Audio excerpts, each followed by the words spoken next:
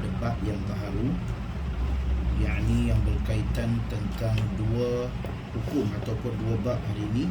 Yang pertama berkaitan tentang hukum mim sakinah ataupun mim mati. Hukum berkaitan mim sakinah. Hukum yang berkaitan dengan bab mim sakinah. Okey, baiklah. Apabila kita menyebut perkataan mim sakinah ataupun mim sukun, maka dia bermaksud dia berkaitan tentang hukum mim mati. Ya, mim yang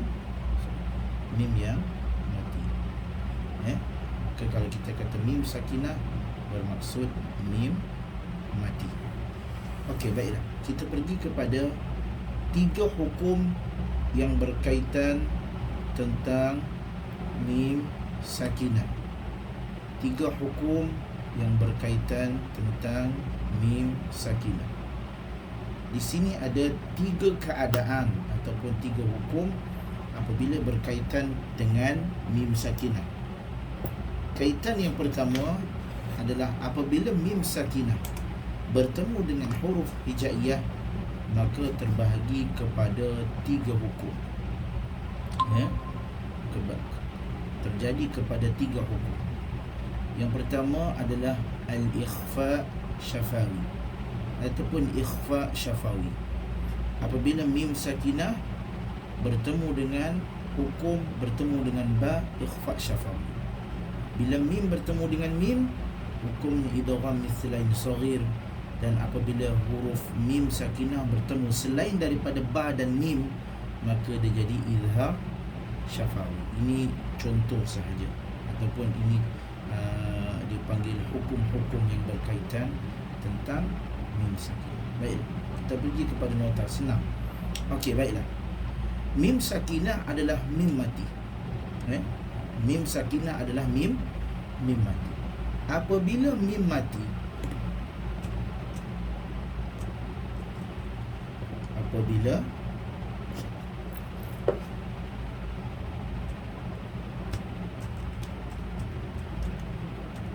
mim mati ataupun dipanggil dengan mim sakinah bertemu dengan huruf hijaiyah, bertemu dengan huruf hijaiyah. Hijaiyah seperti yang mana kita maklumlah, iaitu huruf alif sampai huruf ya. Maka keluar padanya tiga hukum. Hukum yang melibatkan mim sakinah. Bila keluar saja, bila berjumpa dengan huruf hijaiyah, maka keluar padanya tiga hukum. Apakah hukum yang pertama? Hukum yang pertama adalah hukumnya izhar syafawi. Izhar syafawi.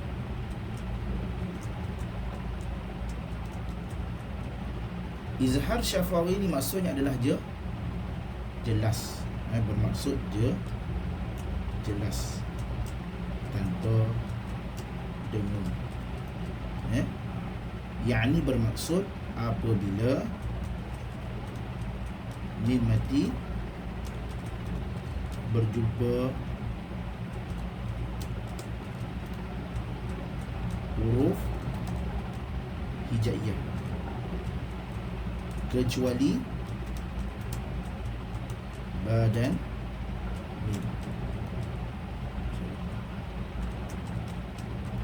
Okey, ini namanya izhar syafawi.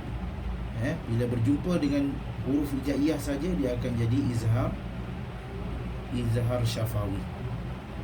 Contohnya dibaca jelas tanpa dengung. Contoh min ajri, dibaca jelas tanpa dengung. Min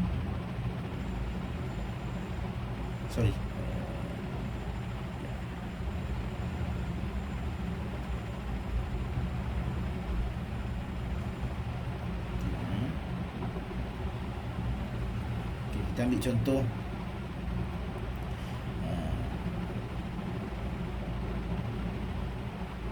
am hum. Am hum. Apabila mim mati bertemu dengan ha ataupun selain daripada itu, maka dibaca dengan bacaan jelas. Dibaca dengan bacaan jelas. Am hum. Am hum. Dibaca dengan bacaan jelas. Jangan dengungkan dia, ya. Jangan dengungkan dia. Am hum, dibaca dengan jelas. Ini bab yang pertama.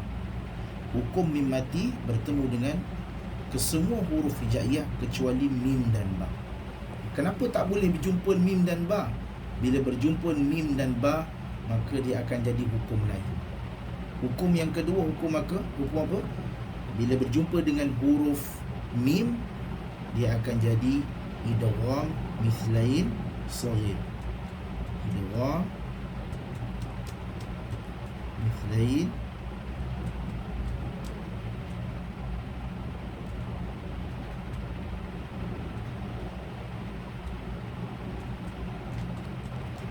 mithlain saghir. Idgham mithlain saghir. Ya, ini apabila mim berjumpa dengan huruf mim. Apabila mim mati berjumpa dengan huruf mim. Mim mati berjumpa dengan huruf mim. Ini maknanya idgham mithlain saghir. Apa perlu dia buat? Cara membacanya dengan dengung. Cara membaca dengan dengung dua harakat. Cara membacanya iaitu mesti dengung dua harakat.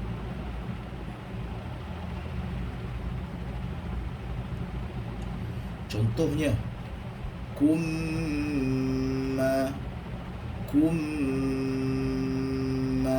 Contoh, contohnya kum.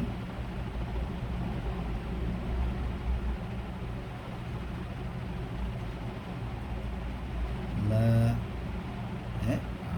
Yakni pertemuan dua huruf. Mim bertemu dengan mim. Mim mati bertemu dengan mim. Cuma di dalam Al-Quran biasanya dia tidak akan ada tanda mati lah, kerana isyarat menunjukkan bila tak ada tanda mati, isyarat kita kena tahu bahawasanya biasanya dia akan dengung. Biasanya dia akan dengung. Ini hukumnya adalah idgham mithlain saghir. Hukumnya adalah idgham mithlain saghir. Okey, sekarang kita pergi kepada hukum yang ketiga.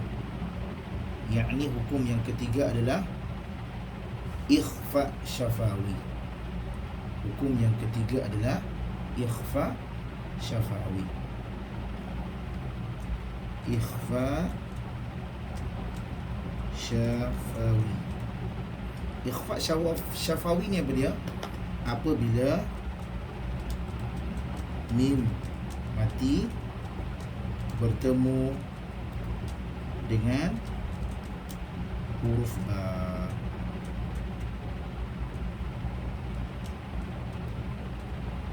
Huruf ba. Bila bertemu dengan huruf ba, dibaca dengung dua harakat. Dibaca dengung dua harakat.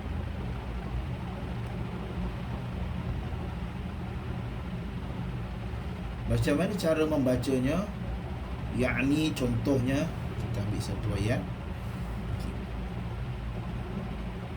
Mim ba'di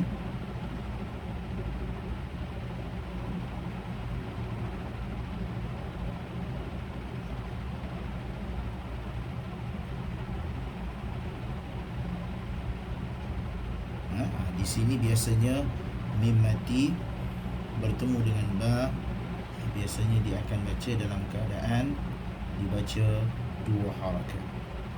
Ya, dibaca dengan dua harakat, menunjukkan bahawasanya dia adalah hukum ikhfa syafawi. Biasanya di dalam Al-Quran, sekiranya mim itu tidak ada tanda, biasanya kalau kita sebut mim sakinah tidak ada tanda, biasanya automatik dia akan dengung. Kalau kita lihat contoh kat sini, saya bagi nota perhatian. Sekiranya mim mati, sekiranya mim mati tiada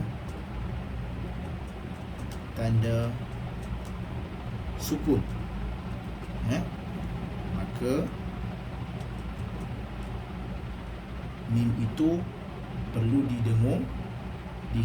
didengungkan. Maka mim tersebut isyarat dengung, dua harakat. Biasanya dia akan jadi isyarat dengung dua harakat lah. Biasanya kalau kita lihat, biasanya mim mati tidak ada tanda sukun, tak ada tanda mati macam ni.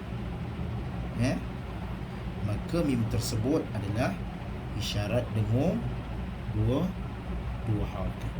Biasanya dia mesti kena standby lah, kita akan dengung sebanyak dua harakat.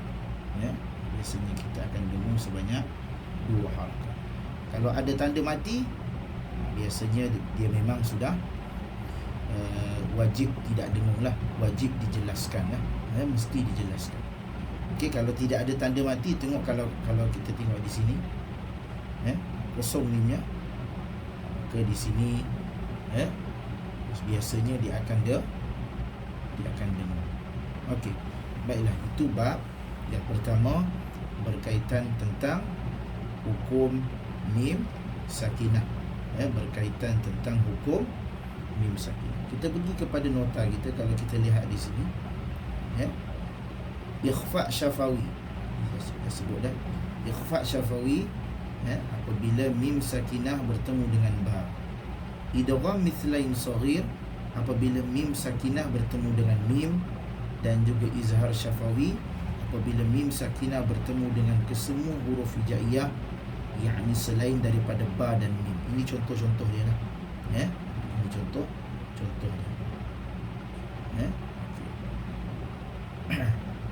Baik, kita pergi kepada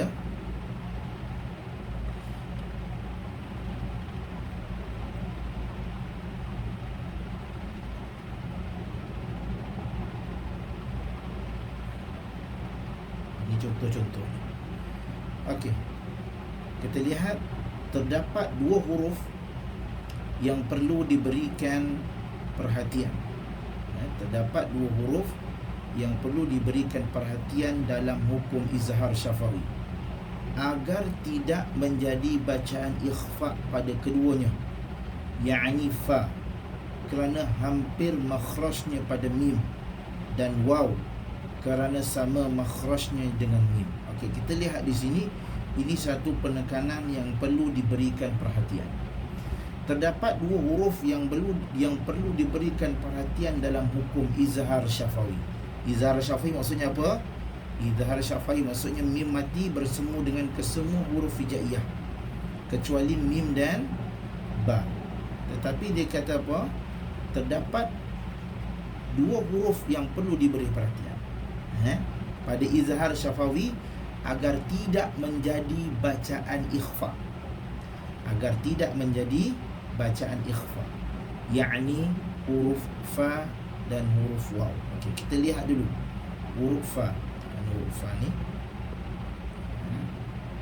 okey, kita pergi kepada huruf fa. Okey, mim mati bertemu dengan fa. Kita lihat dalam contoh yang disediakan. Maka kat sini mim itu mesti dibaca dengan keadaan jelas.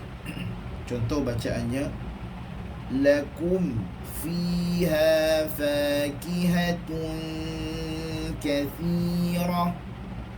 Lakum fiha, lakum fiha. Jangan dibaca dengan keadaan ikhfa. Lakum fi, kun fi, kun fi. Kenapa? Kerana mim ini sifatnya dengan ba, yakni sifatnya adalah bibir. Maka kena betul-betulkan katupkan mim itu. Lakum fiha. Jangan baca lakum fiha, kun fiha. Dia mesti kena katup betul. Lakum fiha. Jangan dia dengung ataupun jangan ada unsur ikhfa. Lakum fiha, kun fiha. Sepatutnya kum fiha. Dan dengan huruf waw. Huruf waw pun sama. Sebab apa dia kata huruf waw pun makhrajnya hampir dengan mim kerana dua huruf bibir. Contoh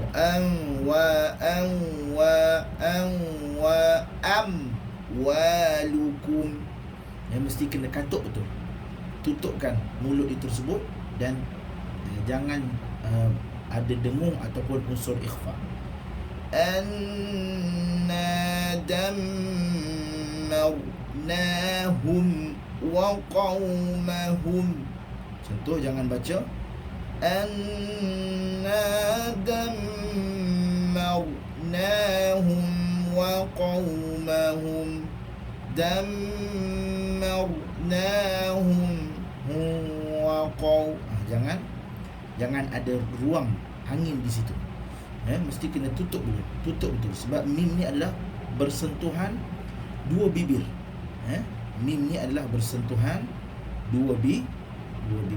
Okey. Sekarang kita pergi kepada hukum lam ta'rif. Sekarang kita pergi kepada hukum lam ta'rif. Hukum lam ta'rif yakni lam yang berada di permulaan kalimah. Perkataan ta'rif itu bermaksud yakni permulaan. Diambil daripada perkataan ta'aruf, ta'rif, yakni permulaan. Mungkin pernah dengar perkataan ta'aruf, mula, permulaan. Yakni ta'rif lam yang berada di awal kalimah.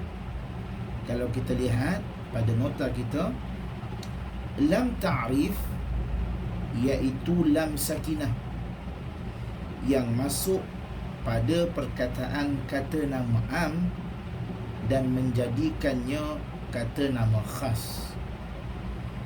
Lam ta'rif iaitu lam sakinah yang masuk pada perkataan kata nama am dan menjadikannya kata nama khas.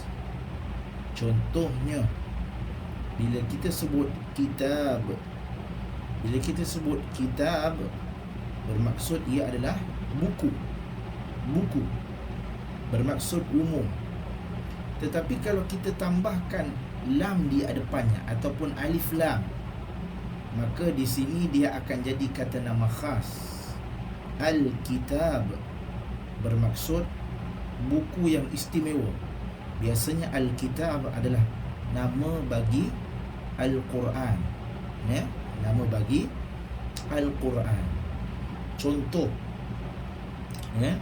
kalau kita lihat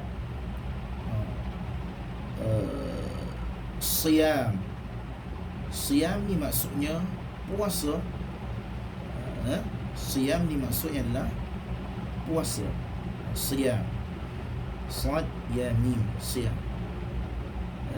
Tetapi bila kita tambah as-siyam, maka dia nak jadi puasa yang istimewa ataupun puasa yang terutama, yakni puasa pada bulan Ramadan. Pada bulan Ramadan.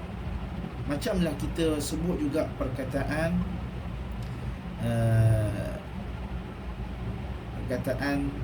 al di depannya. Bila ada perkataan al, maka dia akan jadi kata nama khas. Dia akan jadi kata nama khas, menunjuk kepada sesuatu nama itu akan jadi kata nama khas. Apa-apa saja. Contohnya kata perkataan al-insan ataupun ihsan. Ihsan ni satu sifat, tetapi al-ihsan ia merujuk kepada gelaran yang tertentu. Sebab itu kalau kita tengok Selangor Darul Ihsan, al-ihsan, dia akan jadi kata nama khas merujuk kepada Selangor punya tempat ataupun keistimewaan nama bagi Selangor. Dia akan jadi nama khas untuk Selangor. Selangor Darul Ihsan, dia panggil Dar al-Ihsan, Selangor negeri yang ihsan. Perkataan al tu merujuk kepada kata nama khas. Lam ta'rif kebiasaannya didahului hamzah wasal. Kita tahu hamzah wasal yang ada alif yang berkepala sad, alif yang berkepala sad.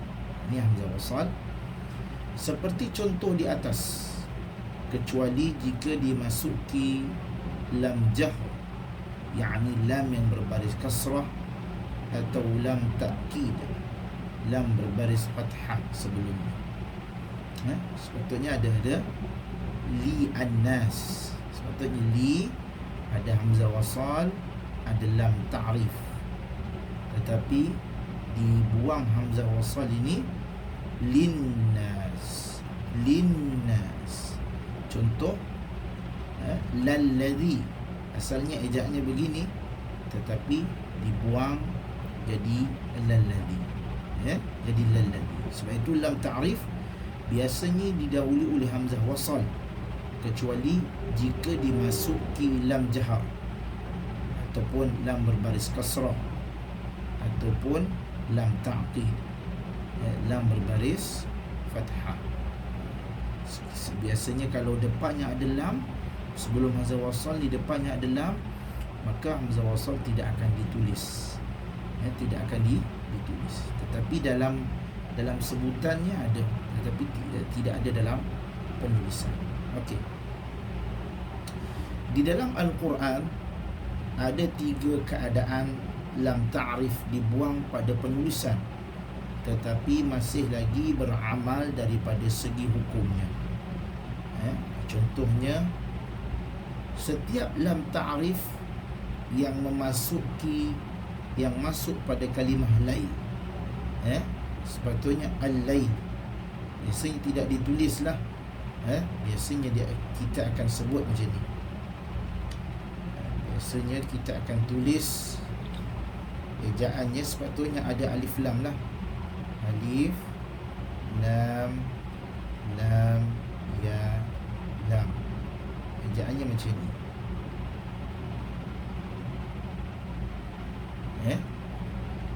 Al-lain.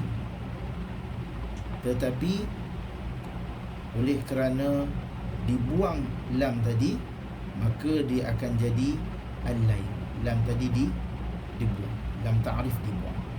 Tetapi daripada segi hukumnya dia masih lagi beramal. Daripada segi penulisan sahaja tak ada. Dia akan jadi begini, al-lain. Al-lain. Dia terus ada lam yang berbaris. Dia terus ada lam yang berbaris. Tapi daripada segi penulisannya adalah, daripada segi bacaan ataupun hukumnya ada.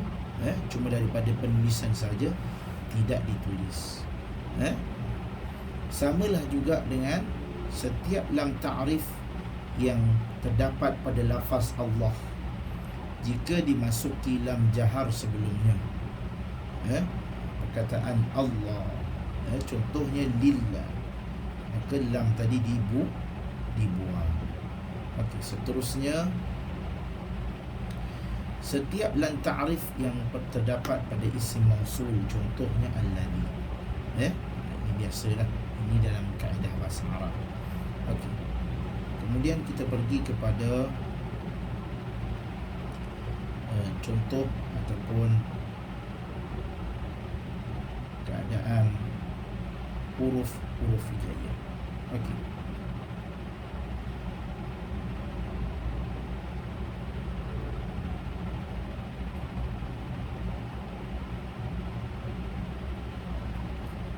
Apabila lam ta'rif bertemu dengan salah satu huruf qamariyah, apabila lam ta'rif bertemu dengan salah satu huruf qamariyah, maka wajib diizharkan dan dinamakan izhar qamari. Huruf izhar qamari ada 14. Ya. Huruf izhar qamari ada 14. Macam mana kita nak tahu dia tu izhar qamari ataupun tidak? Biasanya izhar qamari ini selepas alif lam tidak ada sabdu. Selepas alif lam tidak ada sabdu. Contohnya al-bab, al-bab, ataupun al-hayy, al-aziz, al-fattah, al-kabir, al-wahhab, al-awwal. Biasanya selepas alif lam tidak ada tidak ada sabdu. Kalau kita lihat di sini, selepas alif lam tidak ada tidak ada sabdu. Nampak? Kosong, tidak ada sabdu. Selepas alif lam tidak ada sabdu. Selepas alif lam tidak ada sabdu. Ia menunjukkan bahawasanya izhar qamari. Kenapa disebut izhar qamari? Kerana dia istilah dia macam ni. Kenapa ada qamari, kenapa ada syamsi? Kita tahu qamari itu adalah bulan dan asyams itu adalah matahari. Biasanya bulan dan matahari ini wujud. Biasanya bulan dan matahari ini wujud, memang ada.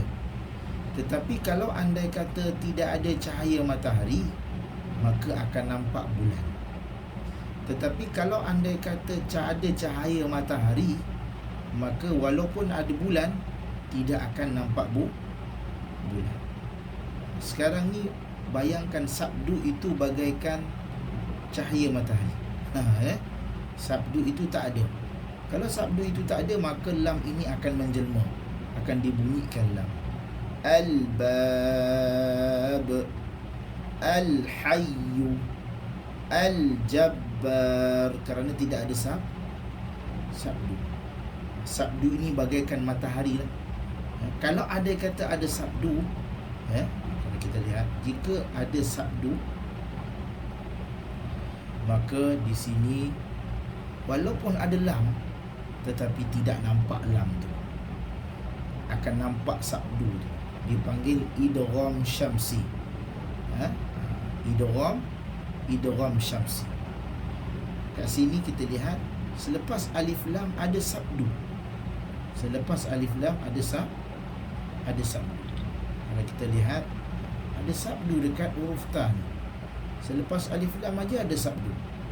Walaupun ada untuk lam, tapi kita tidak akan baca lam. Kita terus baca huruf yang bersama. At-tawwab, as-saqifu, as-saqibu, ad-da'iya, az-zukura, ar-rahim, az-zabaniyah. Okey, baiklah.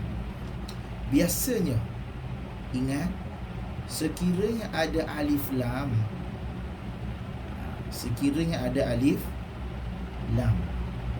maka perlu dibaca dengan bacaan hamzah wasal itu berbaris berbaris atas. Bila ada alif lam, tak perlu lagi kita takut, mesti dibaca al. Jangan baca il, jangan baca ul. Tiba-tiba tengah baca, alamak, nak baca il ke al ke ul ke? Ingat, bila ada alif lam saja, automatik dibaca dengan baris atas. Kecualilah tidak ada lam, barulah kita lihat kepada huruf yang ketiga. Itu kaedah dia. Okey. Kemudian sini, itu sahaja. Nanti hukum hamzah wasal. Sekarang hukum lam ta'rif. Nanti kita akan belajar pada bab yang kedua ataupun pada topik yang kedua, yakni bab hamzah wasal. Itu yang tak ada lam ta'rif. Bila ada lam ta'rif, maka biasanya akan menjadi al ataupun dibaca dengan kata nama khas. Contoh, kalau kita lihat kepada Al-Quran, biasanya kita akan baca surah Al-Baqarah.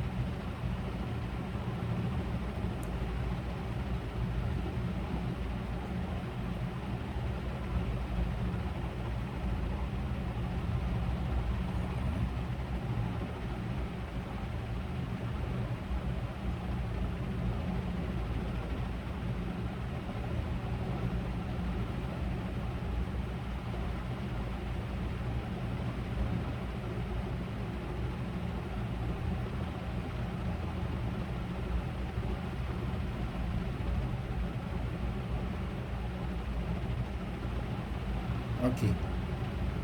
Biasanya kita akan baca pada surah Al-Baqarah. Biasanya kalau kita lihat pada perkataan al. Okey, contoh. Annahul haqqu. Bila kita nak sambung, dia akan jadi al-haqqu. Dia jangan dibaca dengan contoh kat sini. Okey, ayat 146. Kita jangan takut, jangan baca dengan perkataan il ataupun ul. Bila ada alif lam, maka kita baca dengan bacaan al-haqqu. Ada alif lam saja, maka kita baca dengan bacaan dari atas. Wallahu ta'ala alam. Semoga ada manfaat. Ada apa-apa soalan? Kalau tak ada, insya-Allah pada minggu hadapan kita akan masuk bab yang berkaitan tentang 3 idgham. Bab yang berkaitan tentang 3 idgham, idgham mutamatsilain, idgham mutaqarribain dan idgham mutajanithain. Selepas itu, kepada pelajar-pelajar yang tidak hadir, kita akan adakan ujian, yakni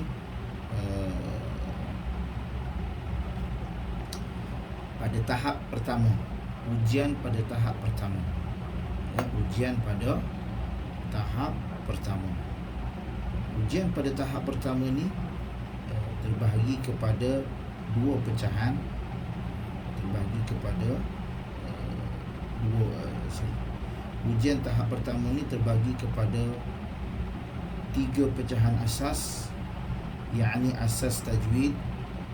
Yang kedua, hukum yang berkaitan dengan ikhfa dan juga idgham, itlaq, hukum mim sakinah dan nun sakinah.